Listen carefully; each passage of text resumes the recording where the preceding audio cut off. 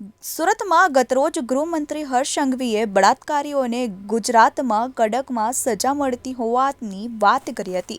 ત્યારે એ જ દિવસે ઉધના પોલીસના વહીવટદારે બેંકમાં નોકરી કરતી ડિંડોલીની યુવતી પર લગ્ન કરવા માટે દબાણ ઊભું કરી એસિડ એટેક કરવાની ધમકી આપી રેપ કરતા યુવતીએ ડિંડોલી પોલીસમાં ફરિયાદ આપી છે।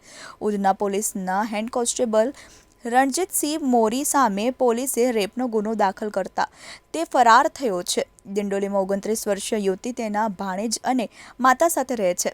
યુવતી જે બેંકમાં નોકરી કરે છે તે બેંકમાં પોલીસકર્મીનું બેંક ખાતું હતું। પોલીસકર્મી બેંકમાં આવી પોતે ડિસ્ટાફમાં ફરજ બજાવતો હોવાનું અને પીઆઈ સાહેબનો વહીવટદાર કેશિયર હોવાનું કહેતો હતો। મોંઘા મોબાઈલ રાખી વટ મારતો હતો। પોલીસકર્મીએ યુવતીને કહ્યું કે હું મહિને 4 થી 5 લાખ કમાઉં છું, તને રાણીની જેમ રાખીશ, તને સારા વિસ્તારમાં ફ્લેટ લઈ આપીશ, તારે નોકરી કરવાની જરૂર નથી। છતાં યુવતીએ તેને ના પાડી દીધી હતી।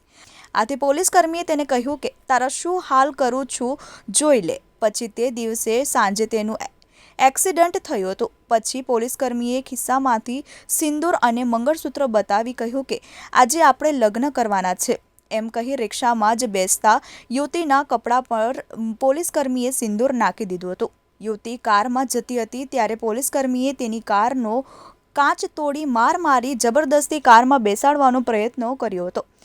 તે વખતે યુવતીને આરોપીએ એસિડ મોઢા પર નાખી દેવાની ધમકી આપી હતી। આથી તેણે પોલીસકર્મીનો નંબર બ્લોક કરી દીધો હતો। મે 2024માં યુવતી ઘરે એકલી હતી ત્યારે પોલીસકર્મીએ તેના પર રેપ કર્યો હતો અને પછી તેનો કઢંકી વિડીયો મોબાઈલમાં ઉતારી વાયરલ કરવાની ધમકી પણ આપી હતી।